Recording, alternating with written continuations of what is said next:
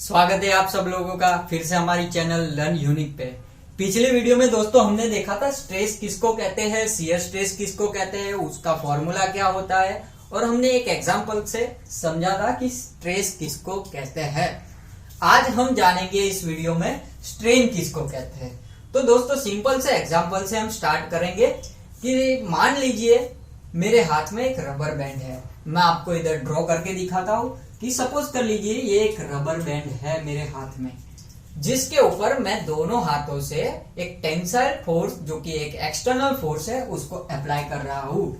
तो ये जो मैंने टेंसाइल फोर्स लगाया जो है हमारा F, उसकी वजह से बॉडी के शेप में कुछ फर्क आएगा। दोस्तों आपको पता है रबर को खींचने से क्या होता है, रबर की साइज में डिफरेंस आता है।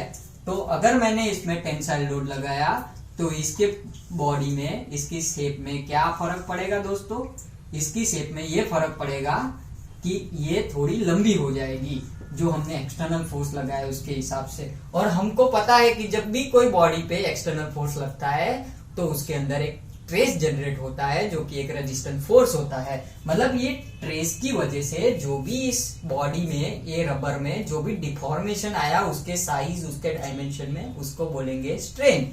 सिंपली मैंने बता दिया कि ट्रेस की वजह से बॉडी के साइज, शेप या डायमेंशन में जो भी फर्क आता है उसको बोलते हैं डिफॉर्मेशन और उसको ही बोलते हैं स्ट्रेन।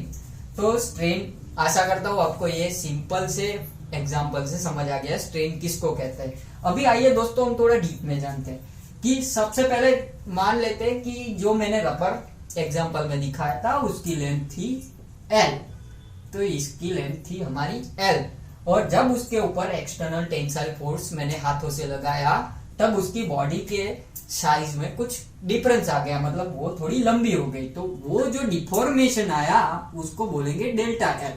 तो सिंपल सा फॉर्मूला हमारा बन गया है स्ट्रेन का, जो कि है strain is equal to delta L by L। मतलब जो भी डिफॉर्मेशन आया स्ट्रेस की वजह से उसके अपॉन जो कि उसकी एक्चुअल लेंथ थी, इसको बोलेंगे स्ट्रेन दोस्तों। तो आशा करता हूं इसका फॉर्मूला भी आपको समझ में आ गया होगा। अभी बात करते हैं शियर स्ट्रेन की। तो सेम फंडा है शियर स्ट्रेस जैसा, जिसमें पैरेलल फोर्स लगता था, इसमें भी ऐसा सेम होगा कि सपोज कर लीजिए रबर बैंड मैंने ऐसे एक जगह पे मैंने फिक्स करके रख दिया है और दूसरे एंड पे मैंने पैरेलल फोर्स अप्लाई किया। तो पैरेलल फोर्स अप्लाई करने की वजह से शियर स्ट्रेस जनरेट हुआ। इसके अंदर शियर स्ट्रेस जनरेट हुआ तो अभी मैंने एक्चुअल में एक्सटर्नल फोर्स इस तरफ लगाया था, तो बॉडी कैसे डिफॉर्म होगी दोस्तों, उसकी डिस्प्लेसमेंट में फर्क पड़ेगा क्योंकि नीचे से तो वो फिक्स है बट ऊपर से एक एंड से उसको पैरेलल फोर्स लग रहा है। तो बॉडी का क्या शेप बन जाएगा दोस्तों, ये कुछ इस हिसाब से डिफॉर्म हो जाएगी। तो सिंपल सा x और y का हम लेते हैं ये ग्राफ, जिसमें हमको मालूम चला मैंने इस पे पैरेलल फोर्स लगाया था, उसकी वजह से बॉडी का कुछ डिफॉर्मेशन इस हिसाब से हुआ है। तो हमको मालूम है कि ये जो बॉडी थी उसकी लेंथ कितनी थी, L थी। तो मतलब मैं इधर L बोल सकता हूँ और बॉडी के अंदर एक फोर्स के हिसाब से कुछ डिस्प्लेसमेंट आया है, तो ये जो पूरा डिस्प्लेसमेंट आया है उसको मैं डेल्टा X बोलता हूँ दोस्तों। और ये बॉडी नीचे से फिक्स थी तो इसने कुछ एंगल बनाया हुआ है जिसको मैं बोलता हूँ थीटा। तो सिंपल सा अभी त्रिकोणोमेट्री का फॉर्मूला इधर अप्लाई हो गया। मतलब हम बोलेंगे शियर स्ट्रेन क्या होता है दोस्तों, शियर स्ट्रेन होता है, इसका फॉर्मूला होता है tan थीटा, क्योंकि ये जो सामने वाली साइड अपॉन एडजेसेंट साइड, इसको बोलते हैं tan थीटा। मतलब क्या आएगा दोस्तों, डेल्टा X अपॉन L। ये हो गया शियर स्ट्रेन का फॉर्मूला। तो इस वीडियो में इतना ही था, मैं इतना ही समझाना चाहता था स्ट्रेन के बारे में। ये सिंपल सा रिवीजन है। नेक्स्ट वीडियो से हम चालू करेंगे फाइनाइट एलिमेंट मेथड ने।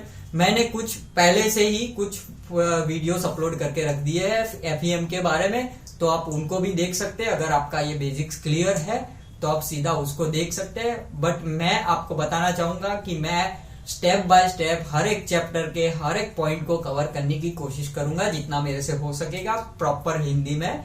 मैं एमटेक कैडकेम कर चुका हूँ और फर्स्ट क्लास विद डिस्टिंक्शन से पास हुआ हूँ और मुझे बहुत सारा इसका नॉलेज है, मैं आप लोगों के साथ शेयर करना चाहता हूँ।